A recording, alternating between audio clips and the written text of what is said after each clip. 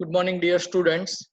So, till now, we have studied about tissue systems in the angiosperms. Whatever we have talked right now, it is till now about primary growth and primary tissues, arrangement of the primary tissues in angiosperms. So, today we are moving towards one more topic of this chapter, and it is the last topic, that is secondary growth in the angiosperms. So, what do you mean by secondary growth?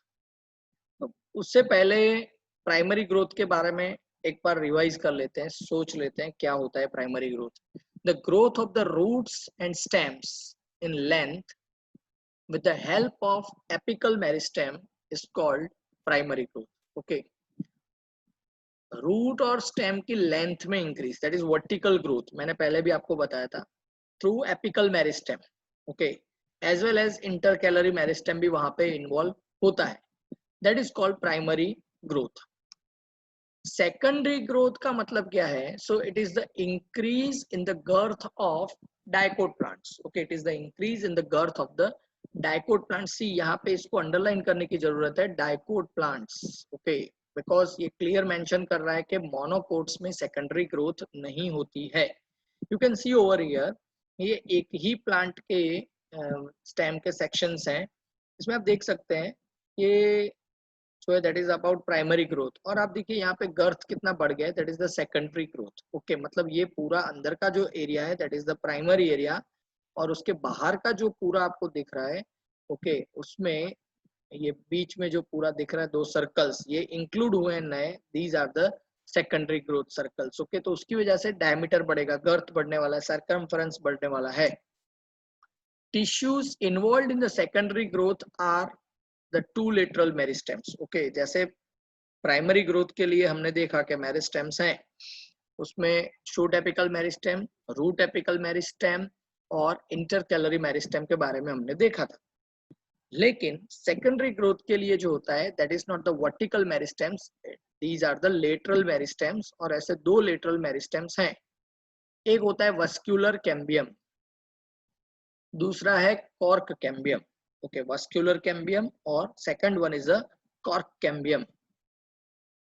तो दोनों के बारे में हम जब पढ़ेंगे तब हमें पता चलेगा कि दोनों का इम्पोर्टेंस क्या है और कैसे ये ग्रो करते हैं.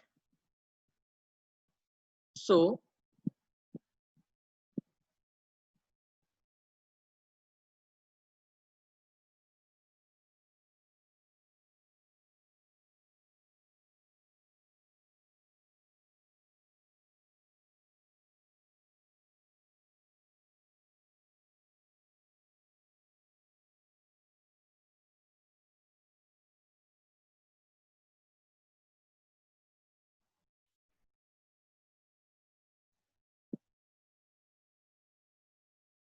Fine, sorry for interruption. Okay, so vascular cambium ये क्या है? So it is the meristematic layer which is responsible for cutting off vascular tissues, that is xylem and phloem. Okay, ये वस्कुलर कैम्बियम है, मतलब xylem और phloem को cut off कर रहा है, मतलब दोनों के बीच से पास होता है. That is called vascular cambium. You can C over here इस डायग्राम में आप देखिए, ये वैसे सभी डायग्राम एक ही हैं, लेकिन it is marking about the secondary growth. Okay, उसके बारे में हम देख रहे हैं. तो आप देखिए स्टेजेस हैं, ये आप बोल सकते हैं ये फर्स्ट स्टेज और ये सेकंड स्टेज, और ये उसका लाइन डायग्राम फॉर्मेट है. ये आप देख सकते हैं वस्कुलर कैम्बियम, जो ग्रीन कलर का रिंग आपको दो दिख रहा है that is a vascular cambium. Okay, ये पूरा का पूरा. और ये जो वस्कुलर कैम्बियम है वो सेपरेट कर रहा है फ्लोएम और जाइलम को. अंदर की तरफ जो है दैट इज द जाइलम, और बाहर जो है that is phloem. Cut off, okay, दोनों के बीच से पास हो रहा है. Okay, that is vascular cambium. In the young stem it is present in patches as a single layer between xylem and phloem. Later it forms a complete ring. अब देखिए यहाँ पे पहले ये आपको ग्रीन पैच दिख रहे हैं. ओके, तो डिसकंटिन्यूड है.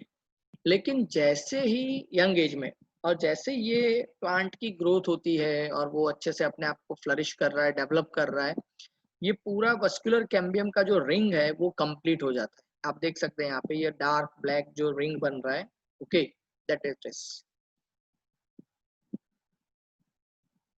formation of a cambial ring.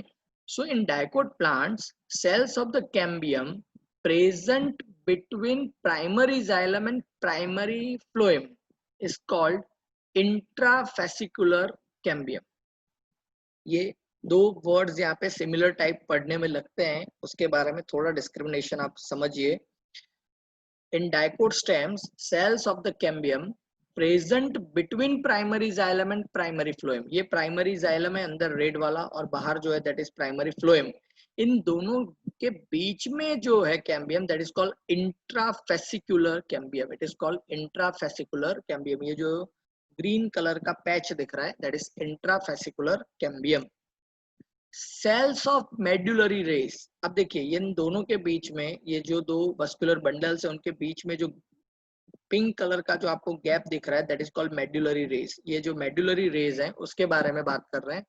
तो cells of the medullary rays adjoining this intrafascicular cambium become meristematic. मतलब क्या कहना चाहते हैं, ये मेडुलरी रेस जो पास आउट हो रहे हैं उनमें से मेडुलरी रेस के कुछ जो सेल्स हैं which are in direct physical contact of this particular intrafascicular cambium. मतलब इंट्राफेसिकुलर कैम्बियम के कांटेक्ट में जो मेडुलरी रेस के सेल्स हैं वो उनको भी मेरिस्टेमेटिक बनने की हैबिट हो जाती है, okay, because of some signalling and they form interfascicular cambium. Okay, and ये जो मेडुलरी रेस जो हैं उनके जो कुछ सेल्स चेंज हो रहे हैं into the meristematic, they are forming the interfascicular cambium. Intrafascicular cambium का मतलब होता है वस्कुलर बंडल के अंदर जो कैम्बियम है वो, that is the green patch, intrafascicular. और इंटरफेसिकुलर का मतलब है दो वस्कुलर बंडल के बीच में जो कैम्बियम डेवलप हो रहा है वो. मतलब वो कहाँ से डेवलप हो रहा है, तो वो मेडुलरी रेस के कुछ सेल्स हैं वो मॉडिफाई होके बनाते हैं. और ये दोनों पैचेस, मतलब ये ग्रीन पैच और ये पैच, वापस ये ग्रीन पैच, वापस ये डार्क पैच, ये सब एक दूसरे के साथ जब जुड़ते हैं it is forming a complete cambium ring. आप देख सकते हैं यहाँ पे पहले इंट्राफेसिकुलर कैम्बियम था, फिर मेडुलरी रेस में कुछ सेल्स जो हैं वो मेरिस्टेमेटिक हो गए तो उन्होंने इंटरफेसिकुलर कैम्बियम डेवलप किया और उसकी वजह से ये रिंग पूरा कंप्लीट हो गया जिसको हम बोलते हैं कैम्बियम रिंग. तो बहुत बार स्टूडेंट्स पूछा जाता है कि इंटरफेसिकुलर कैम्बियम है वो कौन से सेल्स बनाते हैं. तो इंटरफेसिकुलर कैम्बियम है वो मेडुलरी रेस के पेरेन्काइमा सेल्स हैं वो बनाते हैं. और इंट्राफेसिकुलर कैम्बियम है वो वस्कुलर बंडल के अंदर से डेवलप होता है. ओके, तो आप देख सकते हैं यहाँ पे now activity of the cambial ring. The cambial ring becomes active. Active होना मतलब वो डिवाइड करना शुरू करेगी because it is meristematic. And cut off new sales. Cut of new sales का मतलब नए सेल्स बनाना होता है. ओके, यहाँ पे नए सेल प्रोड्यूस करने का मतलब होता है cut off, both towards the inner and the outer side. Okay, तो ये जो कैम्बियम रिंग जो बना है ना, दिस वन, ये पूरा का पूरा रिंग, ये नए सेल्स प्रोड्यूस करना शुरू करता है in both the direction, in direction of the pith as well as to the direction of the periphery. दोनों तरह ये बनाना शुरू करता है नए cells. The cells cut off towards the pith, मतलब अंदर की साइड जो सेल्स बनते हैं ओके उनके बारे में. It matures into the secondary xylem, क्योंकि जाइलम अंदर की बाजू है. तो आप यहाँ पे देख सकते हैं सेकेंडरी जाइलम, ये आपको जो दिखाया है वो, ये पूरा जो वेवी सरफेस जो आपको दिख रहा है उसके नीचे, मतलब ये जो है पूरा वेवी सरफेस के अंदर का पूरा जो रिंग है that is the cambium ring. और उसके ऊपर जो है दैट इज फ्लोएम, और उसी फ्लोएम में आपको यहाँ पे सेकेंडरी फ्लोएम भी दिख रहा है और इस यहाँ पे प्राइमरी फ्लोएम, प्राइमरी जाइलम जो अंदर है उसकी जगह पे अब प्राइम सेकेंडरी जाइलम भी है और वो बाहर की ओर बना है, मतलब उसके ऊपर की ओर. उसी फिगर को अगर अच्छे से देखना है तो आप यहाँ पे देख सकते हैं कंप्लीटली, ये जो नीचे है that is the primary xylem और उसके ऊपर ये जो पर्पल कलर का डेवलप हुआ है that is the secondary xylem, और ये जो है ring, okay, that is the cambium ring, okay, और ये जो है सेकेंडरी फ्लोएम, ओके, ये सेकेंडरी फ्लोएम है, राइट, और ये प्राइमरी फ्लोएम है। तो आप ऐसे देख सकते हैं the cells cut off towards the periphery, okay, mature into the secondary phloem.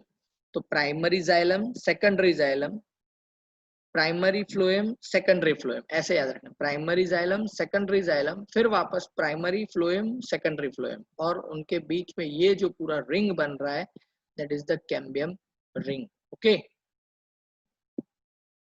Cambium is more active on the inner side than on the outer side. Cambium की जो पूरी रिंग है वो अंदर की साइड बहुत ज्यादा एक्टिव रहती है compare to the outer side. अब अंदर की साइड अगर ज्यादा एक्टिव रहती है तो इसका मतलब क्या हुआ, अंदर कौन बन रहा है, तो अंदर की साइड जाइलम बनता है, ओके, और बाहर की साइड जो है वो सेकेंडरी फ्लोएम बन रहा है। तो इसका मतलब सेकेंडरी ग्रोथ में जाइलम का अमाउंट ज्यादा होता है compare to secondary phloem. So इसीलिए यहाँ पे आप देख सकते हैं as a result more secondary xylem is produced than secondary phloem, more secondary xylem is produced than the secondary phloem, and soon it forms a compact mass, okay, soon it forms a compact mass. Fine. Primary and secondary phloem gets gradually crushed due to the continued formation and accumulation of the secondary xylem.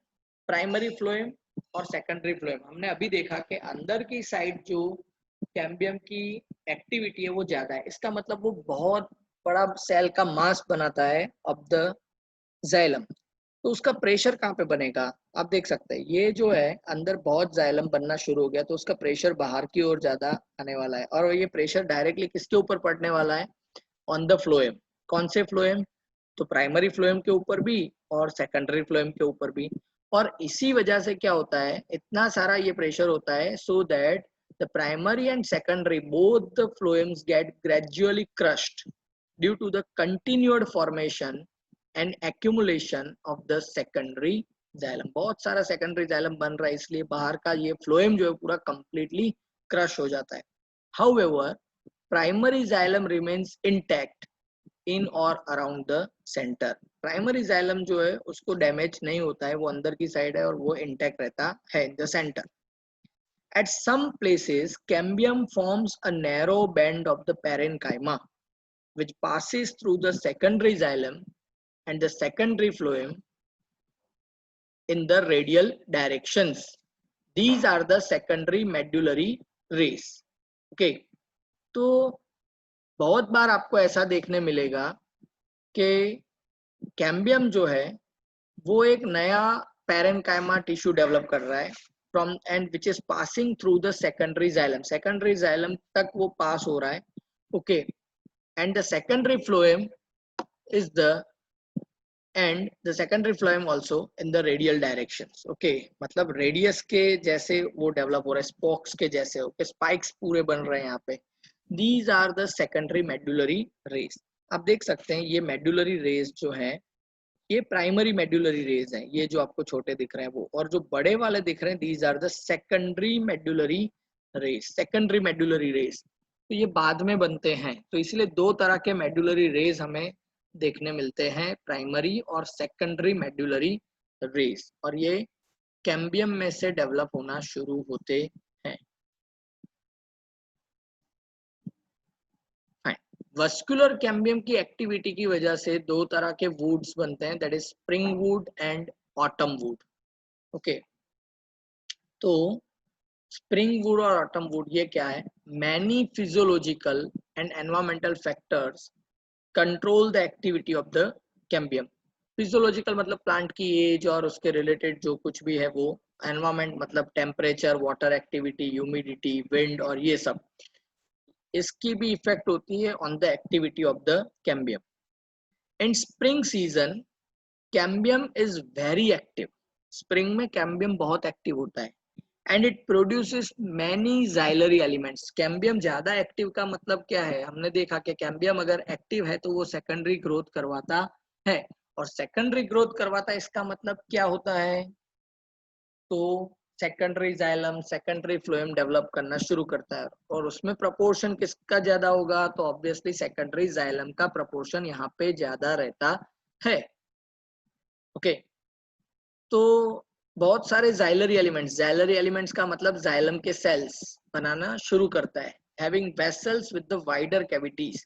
तो xylem जो बनता है उसमें हमें पता है vessels बनते हैं, तो वो वेसल्स जो है वो यहाँ पे बड़ी साइज के बनने वाले, वाइड कैविटी वाले। ओके, सिलेंडर्स जो है वो बड़ी कैपेसिटी के बनने वाले हैं। और ऐसा अगर कोई वुड बन रहा है, it is called spring would. Okay, इसको बोला जाता है स्प्रिंग वुड, या तो हम बोलते हैं इसको अर्ली वुड। ओके, बहुत बार नीट एग्जाम में पूछा जाता है ये। ओके, ये स्प्रिंग वुड का आपको रिंग दिखाया है, जिसको हम अर्ली वुड भी बोलते हैं।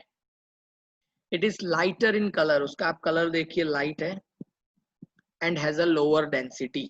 ओके, डेंसिटी भी इसकी कम रहती है, इसकी स्प्रिंग वुड की। Okay,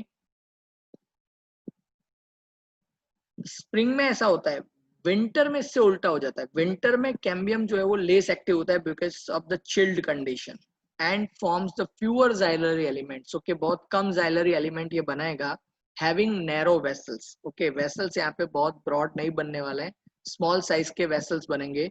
this wood is called autumn wood, और it is called late wood. Okay, it is darker and has higher density. आप देख सकते हैं यहाँ पे ये जो डार्क रिंग दिख रहा है बहुत थीन। ओके, ये ऑटम वुड है, इसको बोला जाता है लेट वुड। ये डार्क है, ओके, और डेंसिटी इसकी ज्यादा है। Okay, this two kinds of the woods that appear as alternate concentric rings constitute an annual ring. मतलब सेंटर से लेके आप पेरीफेरी तक इन रिंग्स को काउंट कर सकते हैं। पहले ऑटम, पहले स्प्रिंग ऑटम, ऐसे आपको कंसेंट्रिक अल्टरनेट वे में आपको ये रिंग्स देखने मिलते हैं। और ये सिंपल सी बात है, हर एक साल में एक बार ऑटम आएगा, एक बार स्प्रिंग, तो that's why it is called annual rings. And this rings are used to estimate the age of the tree. Okay, और इस मेथड को बोला जाता है dendrochronology. Okay, dendrochronology. Okay, dendrochronology इसको बोला जाता है इस मेथड को। Okay, to calculate the age of the tree using the annual ring.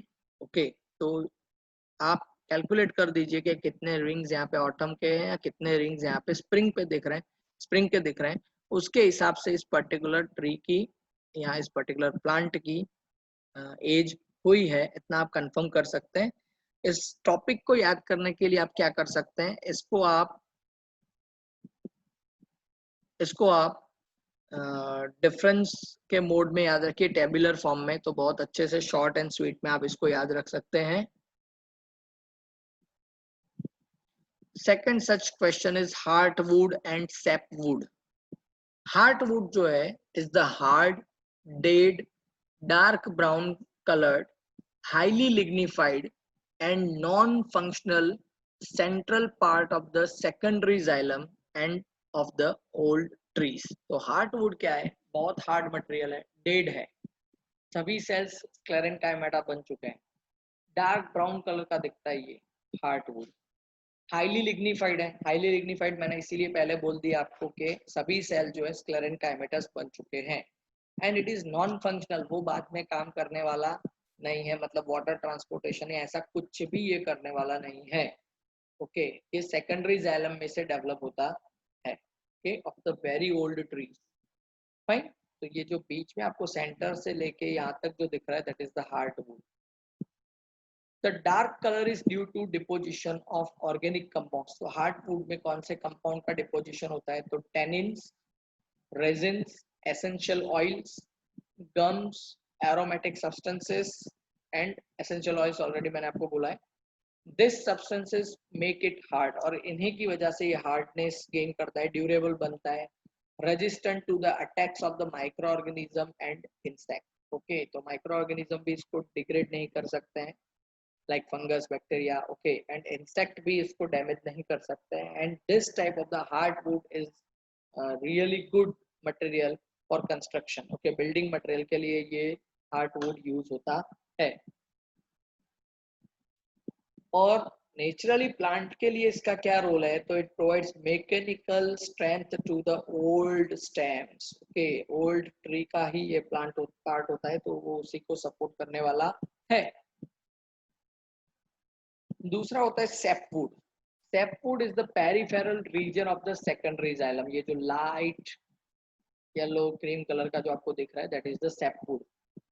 It is living and lighter in colour. इसके जो सेल्स होते हैं वो लाइव सेल्स हैं, लाइट्स है कलर में, वो भी हमें पता है क्योंकि इतने सारे कंपाउंड्स का यहाँ पे डिपोजिशन नहीं है। इसका फंक्शन क्या है, so it is involved in conduction of water and minerals from root to leaf, okay, conduction of the water and minerals. तो ये जनरली सैपवुड और हार्टवुड ये दोनों है किस चीज का मॉडिफिकेशन, तो it is the modification of the xylem. ये पहले ही मैं आपको बता चुका हूँ। तो ये लाइव है तो फिर वाटर और मिनरल का कंडक्शन करेंगे, ऑब्वियस है। Now come to the next topic, that is the cork cambium. Cork cambium क्या है, हमने अभी देखा fascicular and interfascicular, intrafascicular cambium, तो वस्कुलर कैम्बियम के पार्ट थे। Now the second, that is the cork cambium. As the stem continues to increase in girth due to the activity of the vascular cambium, the outer cortical and epidermis layers get broken. ये पहले मैं आपको बताया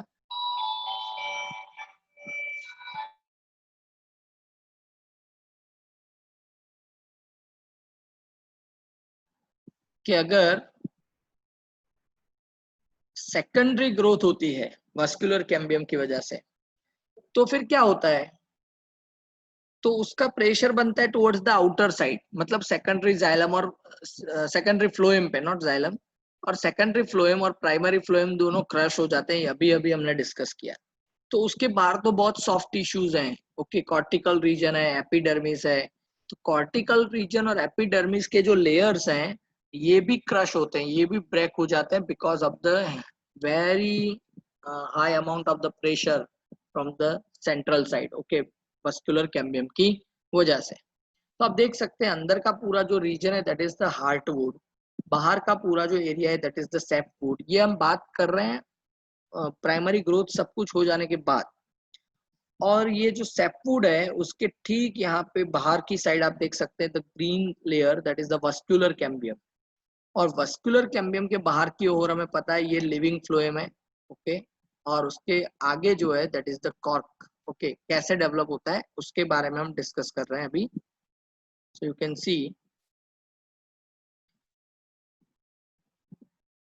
it is to be replaced to provide new protective cell layers. Hence another meristematic tissue called cork cambium, जिसको हम बोलते हैं phallogen, develops usually in the cortex. Dear students, क्या होता है जब ऐसी ग्रोथ होती है वस्कुलर कैम्बियम की वजह से, तो बाहर के पूरे टिश्यूज रप्चर हो चुके हैं, फ्लोएम रप्चर हो चुका है, उसके बाहर कॉर्टेक्स है वो रप्चर हो चुका है, एपिडर्मिस रप्चर हो चुका है। तो फिर प्लांट को प्रोटेक्ट कौन करेगा अगर ये सभी एरिया रप्चर हो चुके हैं? तो प्लांट को प्रोटेक्ट करने के लिए नए टिश्यू डेवलप करने पड़ेंगे, otherwise plant is going to die. और वही नए टिश्यू अगर आपको डेवलप करने हैं, नए सेल्स डेवलप करने हैं, तो obviously you require meristematic tissue.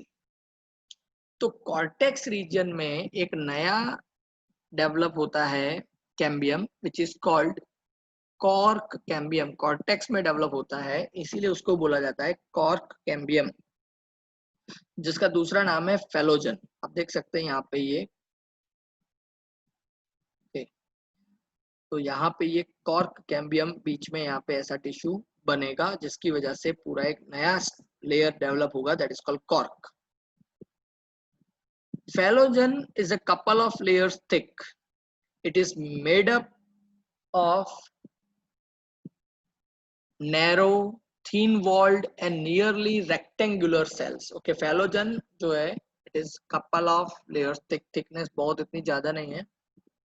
Okay, it is made up of narrow, thin walled and nearly rectangular cells. Okay, nearly rectangular cells हैं. Okay, phallogen cuts off cells on both the sides. The outer cells differentiate into the cork, that is called phloem, and the inner cells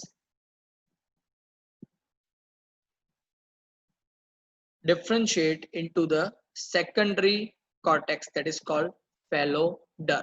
Okay, तो phallogen हमें पता है कि it is cortex, तो वो दो side में ग्रोथ करेगा, बिकॉज पेरिफेरल ग्रोथ करनी है इसको, तो वो दो पार्ट नए बनाने वाला है. बाहर की साइड एक जो पार्ट बनेगा दैट इज कॉल्ड कॉर्क, जिसको हम बोलते हैं फैलम. फैलोजन मतलब फैलम सिंथेसाइज करने वाला layer, that is cork cambium. और बाहर की साइड ये बनाएगा कॉर्क, जिसको हम बोलते हैं फैलम. और अंदर की साइड जो है वो नए लेयर और बनाएगा, दैट इज सेकेंडरी कॉर्टेक्स बनाएगा, जिसको हम बोलते हैं फैलोडर्म. ओके, सेकेंडरी कॉर्टेक्स बनाएगा जिसको हम बोलेंगे फैलोडर्म. ओके,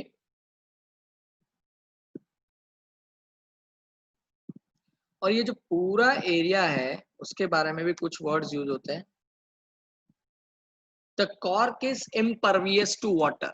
ओके, वाटर को एंट्री नहीं देता है कॉर्क. बाहर जो कॉर्क बन रहा है वो वाटर को एंट्री नहीं देने वाला है, due to suberin deposition in the cell wall. Suberinized cell wall बन जाती है इसकी, और इसीलिए कॉर्क जो है वो बहुत हार्ड मटेरियल होता है. बाहर का हमें जो रफ टेक्सचर वाला स्किन बहुत ओल्ड ट्रीज के स्टेम के ऊपर जो देखने मिलता है, दैट इज कॉर्क. ओके, और वो सुबेरिनाइज्ड हो चुका है. ओके, और वो वाटर को एंटर नहीं होने देने वाला. फैलोजन मतलब कॉर्क कैम्बियम, फैलेम मतलब कॉर्क इटसेल्फ, एंड फैलोडर्म मतलब सेकेंडरी कॉर्टेक्स. ये तीनों collectively known as periderm. Okay, नया एक लेयर बना, दैट इज कॉल्ड पेरिडर्म. ये बना हुआ है 3 लेयर से. ओके, ये बना हुआ है 3 लेयर से, that is phellogen, phellem and phelloderm. Sequence क्या होगा, अगर अंदर से बाहर की ओर हम देखें तो पहले फैलोडर्म आएगा, अंदर से बाहर की ओर, centre of the stem phelloderm, phellogen and बाहर की ओर फैलेम. ऐसे ये कहलाएगा, और ये कलेक्टिवली जाना जाता है as the periderm. Due to activity of the cork cambium, pressure builds up on the remaining layers peripheral to phallogen, and ultimately this layers die and slow off. Okay, cork cambium की तो constantly activity चलने वाली है, तो उसकी वजह से बाहर की साइड एक प्रेशर डेवलप होता है. ओके, फैलोजन के दोनों तरफ पेरिफेरी में, एंड उसकी वजह से ये जो लेयर्स हैं दोनों साइड, ओके, ये फैलोजन के दोनों साइड जो लेयर्स हैं they are going to die and they will be sloughed off. मतलब इसके जो सेल्स हैं वो बाहर निकल जाएंगे. Okay, bark is non-technical term that refers to all tissues, that is periderm and secondary phloem exterior to the vascular cambium. bark जो है ना, ये जनरली हम रूटीनली यूज करते हैं term. Okay, which is called periderm and secondary phloem, collection of this periderm and secondary phloem है, उन दोनों को साथ मिला के ये वर्ड यूज होता है. It is of the 2 types. एक होता है अर्ली बार्क, या जिसको हम बोलते हैं soft bark. It is formed early in the season. Okay, early या तो जो सॉफ्ट बार्क है वो अर्ली है, इसका मतलब पहले बनता है सीजन में. ओके, और दूसरा होता है लेट या तो hard park. It is formed towards the end of the season, towards the end of the season. ये हम बात कर रहे हैं कैम्बियम की जब ग्रोथ होती है स्प्रिंग में, उसके बाद की हम बात कर, that's why it is called late.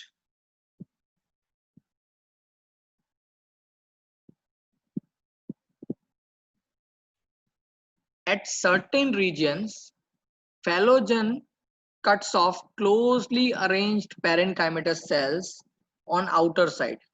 These cells rupture the epidermis and forming a lens shaped openings called lenticels. Phallogen जो है वो तो मेरिस्टेमेटिक ही है. ओके तो ये this is the cork cambium which is phellogen. Phellogen का काम क्या है? तो नए नए सेल्स बनाना. ये नए सेल्स डेवलप तो कर रहा है. ओके लेकिन at certain age certain reasons आप ऐसा देखेंगे कि वहां पे बहुत सारे पेरेन्काइमेटस सेल्स नए डेवलप कर रहा है and it is rupturing the epidermis. ये जो पूरा एपिडर्मिस है स्टेम के ऊपर, मतलब बाहर से जो हमें स्किन दिखता है प्लांट के स्टेम का, वो पूरा का पूरा रप्चर होता है वहां पे, और वहां पे एक लेंस शेप का ओपनिंग हमें देखने मिलता है जिसको बोला जाता है लेंटिसेल्स. ओके इसको बोला जाता है लेंटिसेल्स. ओके अब देखिए यहाँ पे नीचे सेकेंडरी कॉर्टेक्स बना है, ये कॉर्क कैम्बियम है. Okay fine.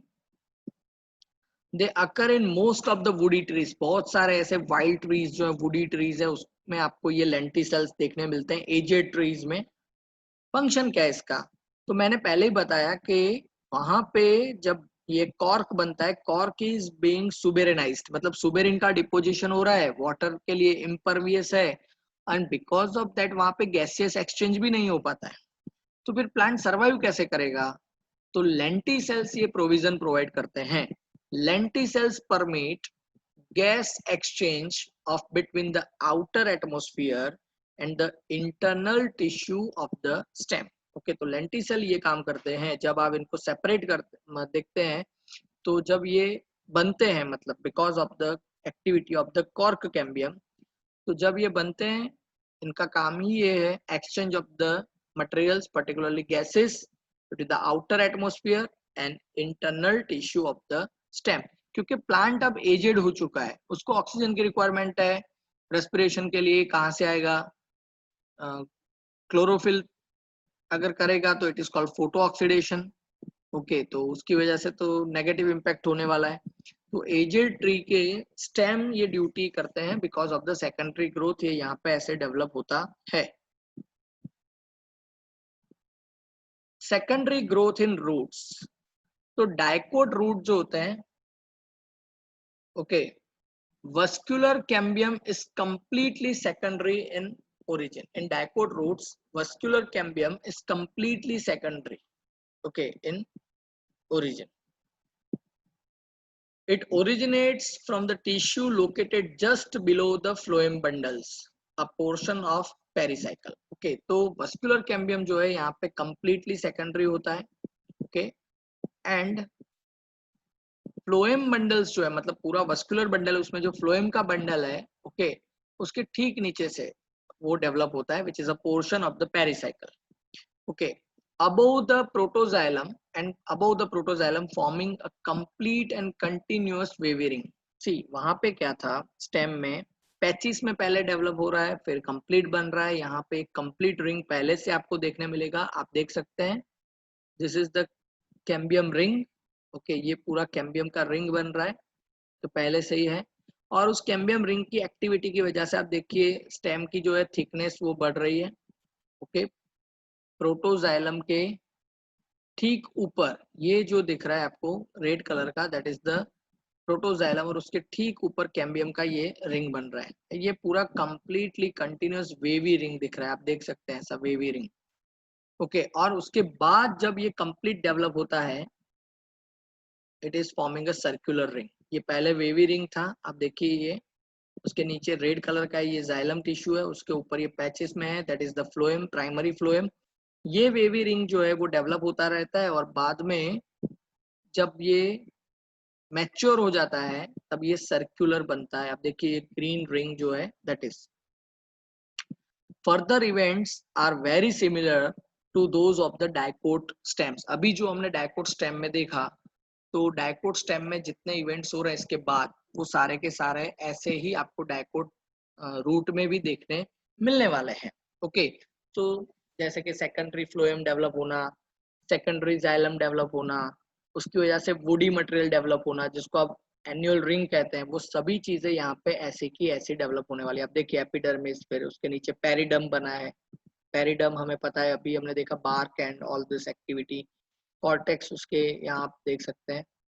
Then you can see primary phloem, ये आप देख सकते हैं एनुअल रिंग.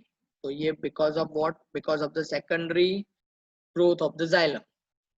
ओके, ये सेकेंडरी जाइलम हमें दिख रहा है और ये जो है सेकेंडरी फ्लोएम के रेज है। ओके, तो प्राइमरी फ्लोएम आपको यहाँ पे दिखा, that is the above, and ये जो है that is the secondary phloem. तो ऐसे ये डेवलपमेंट होता है which is almost similar to the secondary stem. Okay, सिर्फ डिफरेंस कहाँ पे है, वस्कुलर कैम्बियम के जनरेशन में। वस्कुलर कैम्बियम स्टेम में जो है वो पैचेस में पहले सिंथेसाइज होता है, दैट इज इंट्राफेसिकुलर, फिर इंटरफेसिकुलर, उसके साथ मेडुलरी रेज वाला कंसेप्ट जो मैंने आपको बताया वो जुड़ता है, पूरा कंप्लीट रिंग बनता है। ओके, लेकिन इसमें ऐसा नहीं है, रूट में वो पहले से ही वेवी लेकिन कंप्लीट रिंग तो बनती ही है।